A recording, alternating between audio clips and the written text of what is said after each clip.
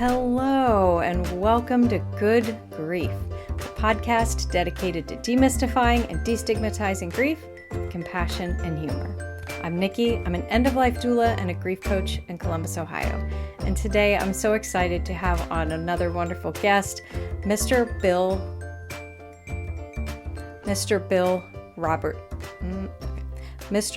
Robertson. Bill is a writer from Boston. I have to pronounce it that way. One of my patrons and good friends, Carrie, you're welcome. Bill is from Boston. He's from Boston, Massachusetts, currently living in LA. He actually has a feature film out now. He has some books he's written. He's just such a cool person, but he has quite an interesting story that I was so interested to hear. I say excited. I am excited. I love to talk about grief, which just sounds so odd. But when he reached out to me to be on my show and he told me a little bit about his story, I was like, oh yes, I've been wanting to have somebody on the show to talk about these types of losses for so long. I'm not going to spoil anything. You're going to hear the story yourself here in a moment. But as soon as he reached out to me, I was like, yes, absolutely. I want to have you on my show. Like I said, I've been wanting to have a story like this for quite some time, so I was so happy. But overall, what a cool human being. Bill was such a great person to speak with. So a little caveat, I was not at home when I recorded with Bill. I was house sitting for somebody, and I had some issues with equipment and some things that happening. I also forgot the death deck. It was a bit of a kerfuffle, but we got through it. But the background's different, and some of it might sound a little bit different, but either way, we had such a great conversation. I was like, I'm not rescheduling this because this is going amazing. So anyway, I can't wait for you to hear a story. Before we dive in, as always, please check me out over at patreon.com/Nikki the Death Doula. That is a great way you can support me. All of the money I receive there goes to a fund so that I can provide pro bono work to those who might not be able to afford my services. You can get access to this podcast a week early. You get grief affirmations. You get other bonus content, Q&As. I get to chat with my patrons a lot. So yeah, come on over there and check it out. Little as $1 a month, you can support me. But that's not why you're here. Without further ado, I want you to listen to my conversation with Bill Robertson. All right, ladies and gentlemen, I'm so happy to have another amazing guest episode this week. I have a lovely human being with quite a bunch of stories to tell us. So, Bill, would you like to introduce yourself briefly? Tell us a little bit about you, where you are in the world, and tell us a little bit about your grief. Got it. First off, thank you for having me. Yeah, my name is Bill Robertson, and I live in Los Angeles. I'm from Boston originally, so you'll hear the accent if I order tartar sauce or something similar with that type of R on it. It still comes out. It's kind of funny. I'm a writer here in LA. I write for film, TV, the theater, and I have a book out. Um, in regards to grief, just going to say too, I'm 64 years old. I've already lost a lot of friends who have passed before hitting 65, Mhm. and they were healthy, much healthier than I am. Um, I lost a partner to AIDS back in 92. My parents passed within 4 months of each other in 2010. After my dad died at 89, and he was working till he was 85. My mom was still working at 85, and she was killed in a car accident 4 months after my dad passed. Um, and just recently, I've lost two of my best friends. One of them swam in the ocean 3 miles every Sunday, had saved over $1 million, was just retiring, got Oh, leukemia in May, was dead in December. oh, He was someone I traveled with. I've been clean and sober 28 years. He was someone, congratulations. yeah, thanks. Yeah, he's someone I had met in sobriety. I've lost a lot of people that have died due to addiction. Sure. And of course, during the AIDS epidemic of the 80s and 90s, I was at a funeral all the time. I survived it. I'm negative. I mean, I don't even know how it happened. But I do believe life is not about, it's not about what we do. It's more about how we experience life. And I just believe that's a big part of it. It's what are we experiencing, Yeah. and death has been a big part of it. Yeah. Oh, thank you for saying that. I mean, as you know, and my listeners know I'm a death doula, so I'm around death a lot as well. And I mean, this is something I've known for a while. This isn't something this taught me, but it just reiterates all the time when I'm working with people at end of life how important it is to embrace what we have right now while we have it Yes. and to experience everything we can and just to appreciate every aspect of life because it's so short and we never know how short it's going to be, right? No, definitely. And at some point, I just want to mention before I forget, I want to mention Dannion Brinkley and his experience with death. If whenever you want me to tell that story, you let me know. He wrote a book called Saved by the Light, and he died 3 times. Well, go ahead and Want me to tell us do it about that. now? Yeah, go ahead and tell us Okay. about that right now. Dannion Brinkley, he was he was either, and I apologize, Daniel, if I'm getting this wrong, but he either worked for the CIA or the military, and he's very open about this. He speaks about it at gatherings and things that he was basically responsible for ending people's lives. Okay, lack Okay. of a better way of putting it. Um, and he was struck by lightning twice through the phone. Back in the day, Oh landlines, yeah, lightning strikes yeah. used to tell you to stay off the phone, turn off I your remember that. TV, and it came through and it fried him. And this is in his book, so it's all been, and it was turned into a movie. Lifetime turned it into a movie with James Woods, okay, a few years back. Mhm. So Danyon, it took years for him to rehabilitate. And then it happened again, and he truly felt his life had been shifted. He holds the record, or at least this is what he told us, that he holds the record for being dead the longest, 27 minutes. Because he also died on the operating table during a heart attack after having, so it's like 3 times, right? So when he came out of the whole thing, he wrote a book called Saved by the Light, and it's about his experiences on the other side. Okay. And what I love about this man, he has dedicated his life to hospice work Hmm. and teaching people how to become hospice workers. I don't remember the exact name of the company. I think it has the word rainbow in it. Okay. But so my story with him, and this is really important for your listeners, and I tell it to people all the time, and I need to remember it all the time because when life is lifing, also, can I swear or not swear on this? You can swear, that's fine. Okay. All right, good. Just in case it comes out, I just wanted to say that. So I took a class with him through the Agape International Spiritual Center that I mentioned to you earlier. I've been attending for over 20 years. And they it was just anyway, he taught this class. And then I saw him like a year or two later. I was at a record release party in Santa Monica, and it was packed, and I was in the back, and the back door opened, and he came in. So I got to have a little one-on-one with him, and he looked exhausted. And he walks with a limp still. He's a Southern boy from Tennessee, so he's got that strong drawl. Love it. And yeah, and his politics are not something we're going to talk about. But anyway, so he came in, and I said to him, Daniel, I just want to introduce myself. Hi, my name is Bill. I took one of your classes, and I said, are you okay? And I'm paraphrasing all of this because it was a long time ago. And he said, I just helped two people. I no, the way he put it was, I just took two people over to the other side. That's how he put it. And I'm looking at him. I'm like, he said one was like an 85-year-old man and a woman who was like 65 or whatever. And he said, and I'm pretty tired. So we talked for a little bit, and the music's going on in the front part of the room. And I said to him, if there was one thing that you would want people to know, based on your experience of dying 3 times and writing a book about being on the other side and taking people over to the other side, what would it be? He didn't even hesitate. He goes, I just wish people would understand there's nothing to be afraid of on this side of the veil or on the other. Mm, Absolutely nothing to be afraid of. I love that. And at the moment, I needed to hear that based on what was lifing in my life. Right. And then I remembered, it just amazes me of how many, I call them God shots. You can call them whatever they want, but things that happen, some people go, well, that's a coincidence.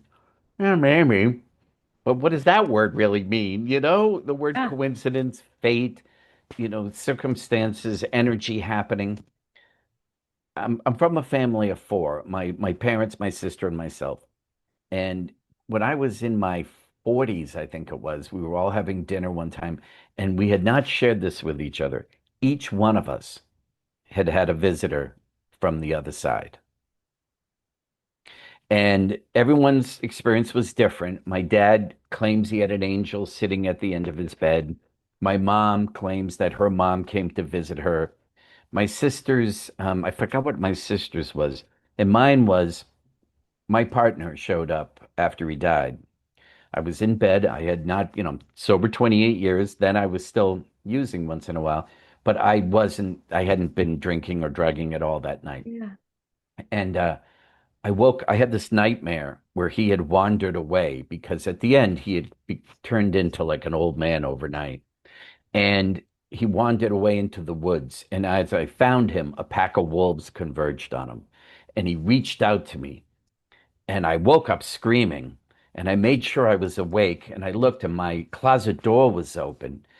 And there was the image of a body, head, arms, legs. It was gray and matter. And I thought maybe it's my bathrobe hanging or something else. And I just kept looking at it, and something told me to get up and walk toward it. Because if you're in the dark and you get closer, it's a lamp or whatever. Yeah. No. So I got up and I started towards this, and I was scared to death. Got it. My hair and my arms are standing up right now.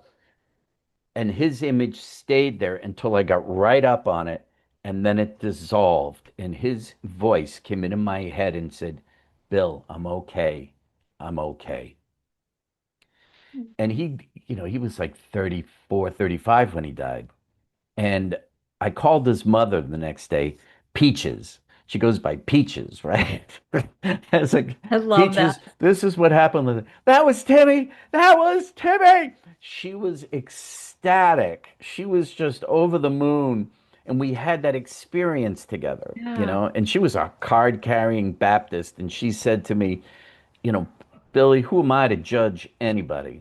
My son is my son, and I love him for who he is. She was amazing. And they were from Dayton, Ohio, originally. Oh, that's not far. I'm from Columbus, so Oh, okay. The yeah. people I met out there when he went into a coma, and I had to go from Boston out there, and all my friends were like, "Don't go, Bill. You're going right into the Bible Belt." People couldn't have been any kinder, any lovelier, any more compassionate. And they knew he was dying of AIDS, and Yeah. people were not like, everybody was like, I hope your friend's okay. Yeah. I mean, the nurses didn't even wear gloves. And this is during Yeah. the AIDS epidemic. They were like, I was told not to be compassionate with my patients. I do just the opposite. Yeah. And I'm like, oh my God, I love these people. Yeah. I thank you so much for sharing that. And I want to dive into that just a little bit deeper. I met the most lovely woman in my training as a death doula who was doing what we do before we knew what death doulas were during the AIDS epidemic. She was visiting a friend. It might have been her sister. I forgive me, I can't remember her story exactly, but she was with somebody in the hospital. And the next room over was a man who was dying of AIDS. And she was noticing like the nurses wouldn't go in the room, the doctors would stand at the door Yep, and talk at him. And he was very much getting into active dying. And so she went in and sat with him every yep, single day. And she's like, I just can't believe nobody would talk to this poor man. He was dying alone. His family abandoned him. His friends didn't want to come see him because they were so scared. And and then she started doing that with every AIDS patient she could find. She was sitting with yep. them and she started a little nonprofit program to find volunteers to go sit with these people who are dying of AIDS because they were alone. And that breaks my heart, which is It one of the reasons totally, I do yeah. that. There's a million stories. There were some people that were literally thrown out on the streets and died in the streets. Hmm. You know, it was there were a lot of people that did a lot of great work back then to help people, like that woman that you spoke to, Yeah. and different some churches, not all of them, but like the Unitarians, they took people in, Hmm. they helped people. Yeah, it's crazy how we treat other human beings and how we treat animals. You know, I met a mystic from Ghana named Malidoma Patrice Samé. He's written a couple books. He's passed away. He believed that the level of consciousness on the planet goes trees, animals, humans, and that the third one is always trying to overtake the other two. Trees give out unconditional love because they give out oxygen. Hmm. Animals live within the cycles of nature, Hmm. and humans have a friggin' ego Yeah. Yeah, we do. that's Um, based on fear of death. mhm. So, It's as a true. death doula, you're doing some important work. Yeah. Yeah, that's one of the biggest things I do is just helping people get past or as close to past that fear as they can because we're aware of our own mortality, so we But fear it but because you of know our but ego. here's the hypocrisy of it. Every single religion or spiritual center all talk about how great it is on the other side. Hmm. So why why is everybody, I mean, we should all be running to the gate to get to the other side just based on what they're saying. I'm not saying that we Yeah, do that. But like I was at a supermarket the other day, and this happened to me a couple times. So now I kind of do it on purpose. Women will say, "So how you doing today?" Oh, the guy, and I'll say, "I'm still alive," and they'll say, "Well, better than the alternative." And I look at them and I go, "How do you know that?" And a couple of them have gone, "What do you mean?" I said, "How do you know that? That yeah, it's better than the alternative?" yeah. And they look at me, and then we get it because if you think about it, we celebrate birth Hmm. and we should be celebrating death, and many cultures do. Yeah, Indigenous tribes know much more than we do. yeah. Yeah, I've talked about that a little bit on the show, and we don't need to get in that right now, but I've done entire episodes on how different cultures view death and dying, and Yeah, it's some of them get it so right, and we're not the only ones that get it so wrong, but we get it so wrong. we get it so wrong. But I want to hear a little bit. Tell me a little bit about your partner. Like what was life like with him? And Oh, with him. yeah, We weren't together for a long time. We were together for about 3 years. okay. And when I met him, I didn't know he was HIV positive, and he um, he didn't tell me right away. And he was healthy as a horse, so I didn't think anything of it. And then when he told me that he was, I debated on what to do, and then I thought he's one of the nicest people I've ever met. So I'm going to go down this path. I made a choice, and he was one of the most loving people. And then he got sick pretty, not quick, but within a year. And then he'd end in the hospital, and then he'd be okay, and then he would land in. And when he died, the doctors said to me, "Bill, he's had AIDS for a long time," because there was a difference between being HIV Yeah. and having AIDS. Well, I guess he had tuberculosis of the blood, Huh. and it took a toll on him. And but he was one of those people that when it came to Christmas time, you know, he would get me things that meant something. Hmm. Like, I work in the entertainment industry, and I was directing a sketch comedy show at the time out of New York and out of Boston. And he got me a director's chair with my name on it. And he got me a nice carrying case so I could hold scripts in it. And then he got me white socks because he knew I needed socks. That's a partner. You know what I mean? That's a partner. And at one point, I was thinking about breaking up with him, not because of, he was healthy and then when he got, I couldn't. I had heard too many horror stories about people abandoning their partners. Yeah. Um, and I'm like, that's not how I was raised. I'm not going to do that. And we'll deal with what life throws at us. Hmm. And like you had mentioned, the doctor's standing in the doorway. I mean, he got sick in Boston. They're supposed to have the best medical community on the planet. And they had signs on his door, quarantine. Nobody was going to catch anything from him. They were worried about, him catching something. But he was on so many meds, it was like a barrier. He wasn't going to catch anything because I even asked the doctors. But the people who were taking care of him or coming in to clean the room did not speak English, and they did not take the time to explain to them in their language that you're going to be okay. So Hmm. they'd leave his food outside the room. He couldn't walk. Yeah. And I'd get there and I'm like, what's his food doing out here? And the room wasn't cleaned. I was like Shirley MacLaine in terms of endearment. I was, like where she ran around. She needs Yeah. her shot now. I was like, listen, give me a bucket and a mop, and I'll clean the damn room. And they were like, oh my God. I'm like, come on, people, what are you Yeah. doing? I mean, Dayton, Seriously. Ohio was a totally different experience. I walked, he was black, and I walked into his room in the middle of the Bible Belt, and there were five black Baptist ministers there who turned around and looked at me and said, you must be Tim's friend Bill. And everybody extended their hands to me. Oh. I went into a diner like Alice. Remember the old TV show Oh yeah. Oh, I Alice? love that show.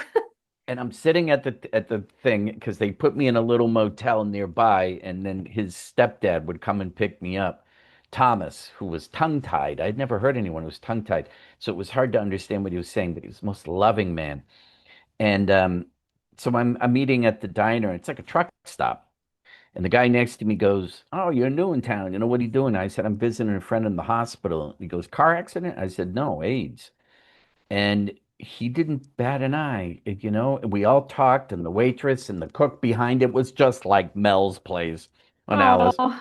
And when I went to leave, that trucker turned around, and the waitress stopped what she was doing, and the cook, and another person at the table, and he said, "Listen, Bill, I hope your friend's okay." God, it makes me want to cry right now. Yeah. And everyone else was waving goodbye. I'm like, what's going on? Am I in an episode of Alice? It was just bizarre. Yeah. And then when he slipped into a coma, and I slept in his room, and I'm sure the death rattle Yeah. is something that is I'll never forget. Yeah. And I remember a nurse standing on one side of the table and me on the other. And she was the one who said, I'm more compassionate than ever. She was crying and I was crying. Mhm. And then I left and I didn't want to watch him die. And he died like the next day. Yeah. Oh. That was brutal. It was Oh just, yeah. and then I watched the movie when I got home. I watched the movie Defending Your Life with Albert Brooks and Meryl Streep. Love that movie. I've seen it like 15 times, but I cried so hard the first time I watched it. I called my sister. I cried for over a half hour, like nonstop crying. Hmm. And it has one of the best endings in all of film. I mean, with that music and Yeah. Let Him Go, you're like, Oh, oh. And if anyone hasn't seen Defending Your Life, find so it good. and rent it. So good. So It's my good. favorite Meryl Streep film, Oh, actually. she's a treasure. Yeah, So y- you lost your partner back in the 90s and then you lost both your parents very close together, yeah, right? So and yeah, tell us just a little bit about that. And you've lost like pets and also you yeah, experienced a lot. yeah.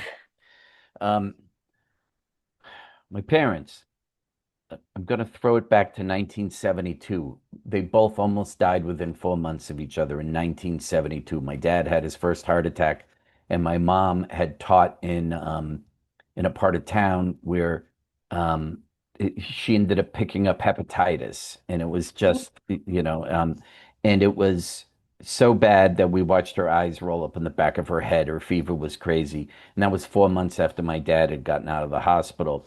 My sister's 10 years. I'm going to lose both my parents when I was 12. And and that's when I started drinking and drugging back Oh my then. And gosh. yeah, and then I got sober at 36.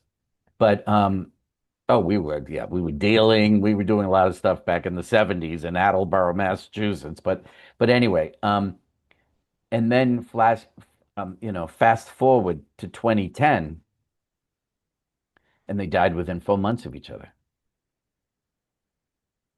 My Wow. dad had stopped working at around 85, 86, and then he died at 89, like heart problem, and he had had numerous heart attacks over the years. He was like an Energizer bunny, and that's what we would call him, but he was ridiculous with it too. Like he would get out of the hospital, and 3 days later he's rowing a boat, or he's climbing up on the roof.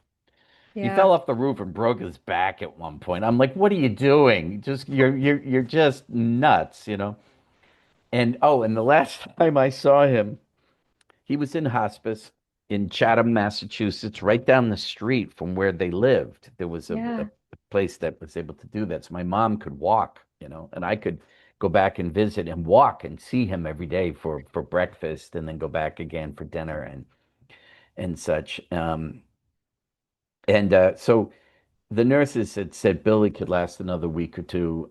He could go tomorrow, and I had to come back to LA. And he was sitting up in his chair and he was very weak, but he liked to flirt. And my dad never cheated on my mom. They were married for 64 years. I'd even quiz him about it because he went in on D-Day and he was over, in Europe during the war. I'm like, come on, you must have hooked up with somebody, right? No, Bill, how dare you? He was just like, and he was engaged to my mom for 4 years while he was overseas. Like before he left on D-Day, they had gotten engaged, or before he left to go to Europe. Um, so he would flirt with the nurses, and he was totally harmless. And I heard as I'm walking down the hallway, and I had rounded the corner, I heard a nurse go, "Mr. Robertson." So I went and I peeked my head around the corner, and he was sitting in the chair right here, and he just looked at me, and he had such a shit-eating grin on his face. He was like, "Yep, I said something." And that was my last visual of him. And then, it devastated my mom. Just, she was, they were each other's best friends. The biggest things they fought about, and they would bicker, but what they didn't realize, they were really bickering about who loved each other the most. They'd get in fights over food. You Yeah. know, we had a great meal last night and they served corn. No, it was peas. No, it was corn. It was just like, all right, why don't you guys arm wrestle about it? And then my mom called me, and she would have, and it's weird, I have the same thing at times. She would have night terrors, and I have night terrors. And I look Yeah. just like her, except for her beard was longer than mine. No, I'm kidding. But she had three miscarriages before she had me. So the guy who invented the test tube baby, remember that from like Yeah. Wake Up? He worked on her in order Okay. to hold me, and I was 10 pounds at birth. So it was just, I was big. Um, she had these the day before my dad's funeral. I was at the house on the Cape. That's where they were going to retire and never did because they needed the money. They were very blue collar, and that's what I was raised. Okay. And that's the work ethic that they gave me, which is fantastic. And I'm very blessed to have had them as my parents. Um, Even when I came out, my dad cried for like 2 weeks, and then they joined PFLAG, Parents for Lesbians and Gays. And if he ever heard me mention a woman's name, it was so funny. Like if I said, "Oh, it was just on a podcast with Nikki." Nikki, who's Nikki? I'm like, Jesus, Dad, give it a break, will Dad. you? Yeah. But so she had this nightmare the night before his service, and she threw herself out of the bed, hit her face on a bureau, Mhm. looked like Mike Tyson had beat her up. I Oh, had the ambulance there at like 3 in the morning. So we show up at the service and she's all beaten up, yeah. you know, and um and she would have these nightmares. And now she was living by herself. The dogs had passed also. And she was still working at the Candy Manor in Chatham, Massachusetts, making chocolate, Hmm. which she had done for like 25 years. She called me after I got back here and said, "I want to come out and visit you and your dogs, and then I'm ready to go." And we were like, no, Mom, don't worry. We're going to take care of you. We're going to work it out. My sister, myself had it all planned. She was going to spend time with me in LA and then go to, it was all mapped out. And then 2 weeks later, she was killed in a car accident. Oh my God. I had done over my back bedroom. This is where she was going to stay.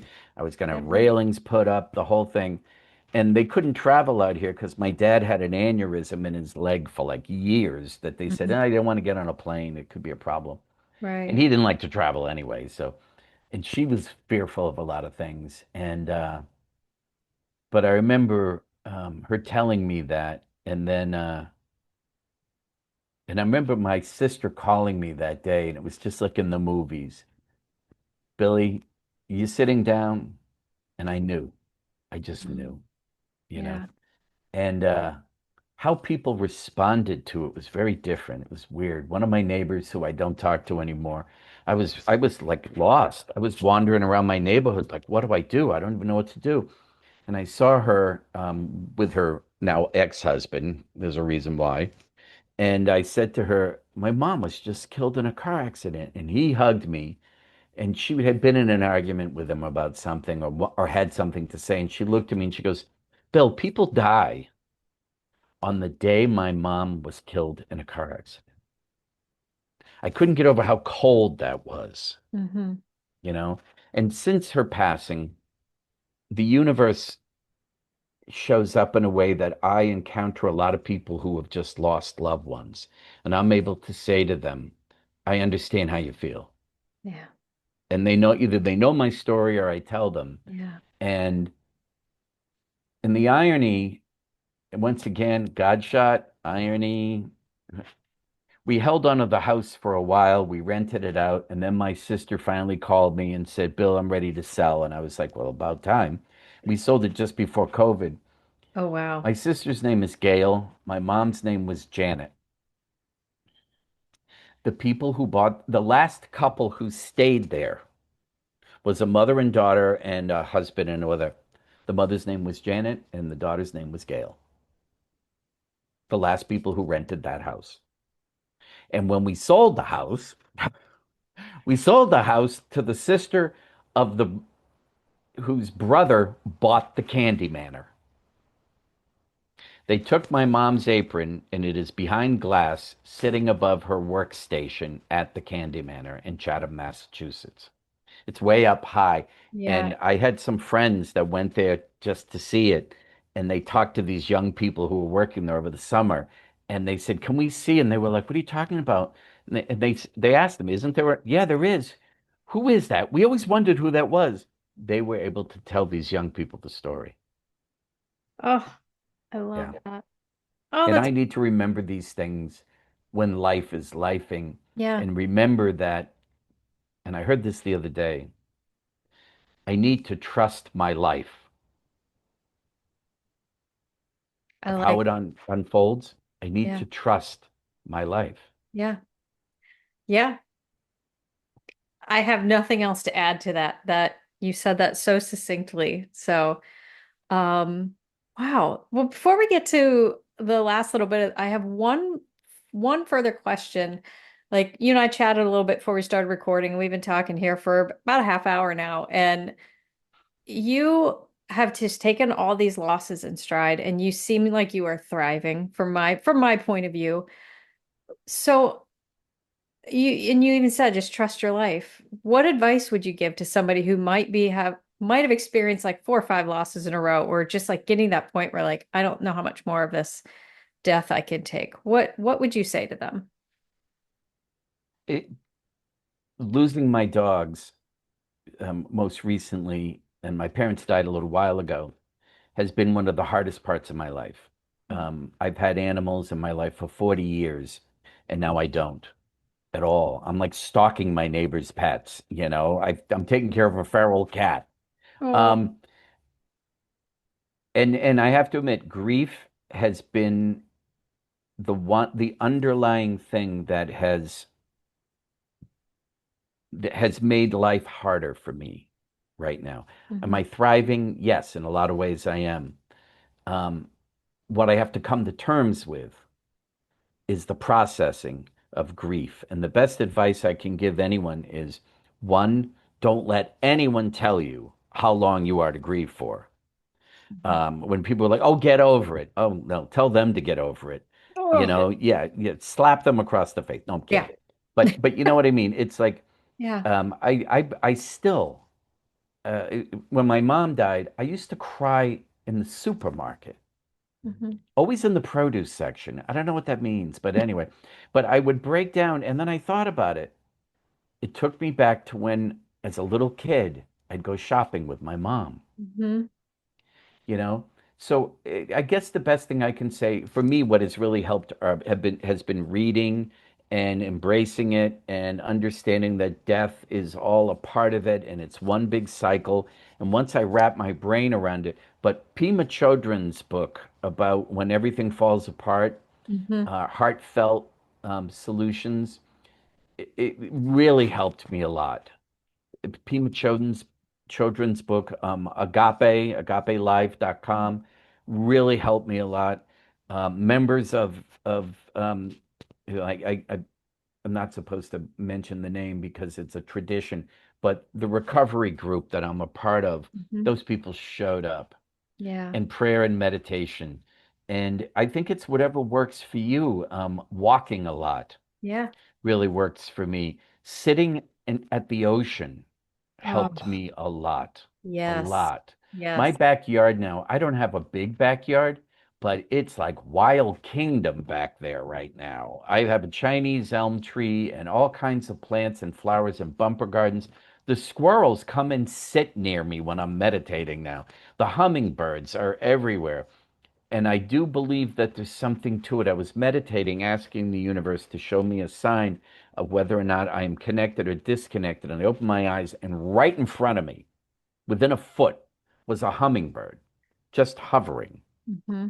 and flew off. And I went, okay, thank you. I got it. I got it. We're all part of it. Yeah. And I think studying that, it helps me. Like I have so many friends that are so afraid of death. Hmm. I'm like, I'm not afraid of death at all. I'm afraid of suffering. I Sure. don't want to get sick. I watched friends of mine really go through hell. Um, and it's harder, I think, for the ones of us that are here. Hmm. But Yeah. how many times have we heard story after story after story of where someone had a visitor come from the other side? Or Daniel Brinkley's story, Yeah. his book, Saved by the Light. Betty Eady wrote a book called Embraced by the Light. Yeah. I've read that one. Oh, so good. I read Yeah. the both at the same time. And Danyon, so matter of fact, there's absolutely nothing to be afraid of on this side or the other. Oh, all right. Oh, I love that. So I have a tradition at the end of my episodes, and I warned you ahead of time. Oh I'll warn yes. my listeners now. I pull a random card from the death deck. However, I am not at home right now. I'm house sitting for somebody, and I forgot to bring the death deck with me. So I asked my good buddy ChatGPT to give me a random question about death and dying. And I'm going to ask you that, and then I'll let you answer, and then I will answer because fair is fair. So the question it gave me was, if you could send one message post-death to your loved ones, what would it be? My parents and myself were okay. Um, to Tim, my partner, I'm sorry that I wasn't clean and sober when you were going through that. I mean, I think I took very good care of him. I think I would have made even better decisions if I had been clean and sober when he was going through it. I was part of a support group of people that were of caretakers. We were all taking care of our partners dying of AIDS. And in one of the meetings, there were like nine of us in the group. Three of us lost our partners all at once. And the people that ran it said, you need to do whatever you have to do to survive. Mhm. So all of us, we drank, we drugged, you know, whatever we had to do, and I look back at that and I understand that. And the counselors were even more upset than, I mean, we were upset, but they were like devastated that we were losing our partners. And Yeah. that would be the only thing I really wish I had gotten, because I didn't get sober till 97. So it was 5 years after he passed.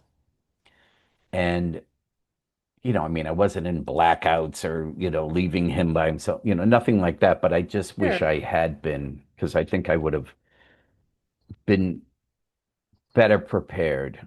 Mhm. Okay.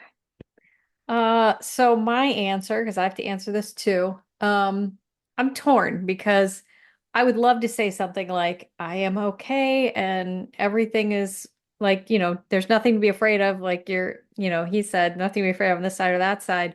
But I'm also a diehard smartass.